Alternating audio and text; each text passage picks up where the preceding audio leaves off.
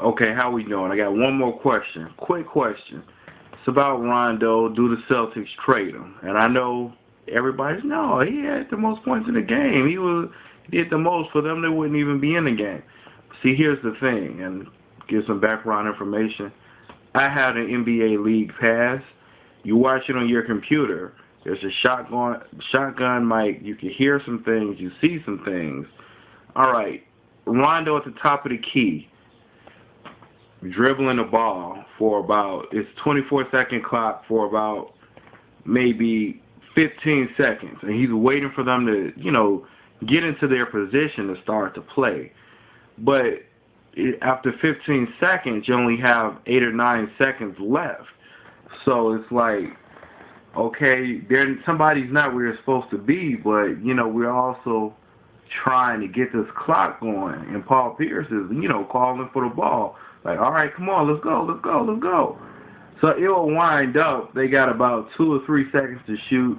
Garnett's next to him at the three-point line. Anytime Garnett shot a three or at the top of the key, that was because Rondo held the ball for too long.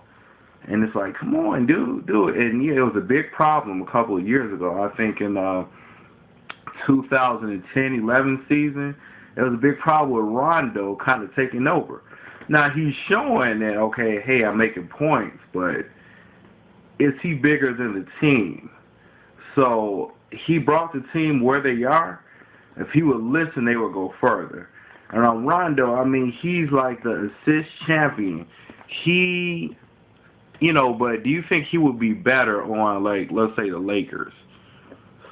Because without Derek Fisher, the Lakers need a point guard.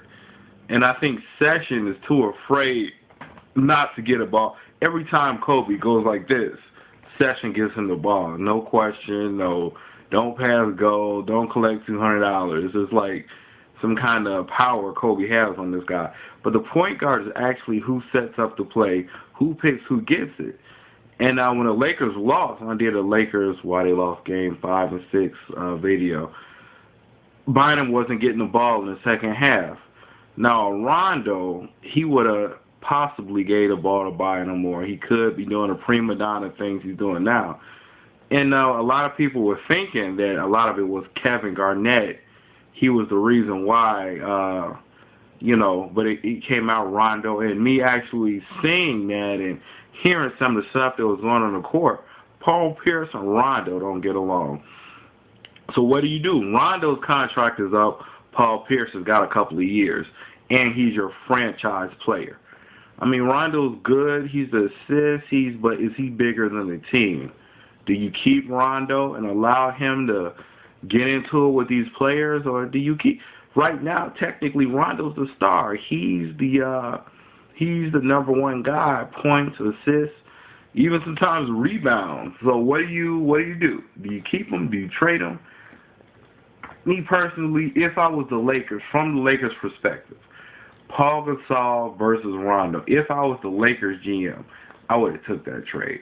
Paul Gasol, he's doing his thing, but you got Metta World Peace. You got Bynum, too. Well, Bynum wasn't delivering like he was, so they didn't know. A big man, they thought that they needed that center. But now, going further, I would try to pursue that Rondo for Paul Gasol. But now Rondo stepped up this season, too, so now I don't think Boston's going to want to do that trade anymore. But they might because, Pierce and these other guys are going to say, man, we could have won if it wasn't for Rondo. But at the same time, it's a gift and a curse because they wouldn't have been there if it wasn't for Rondo. So what do you guys say? What's your 2 cents? What would you do?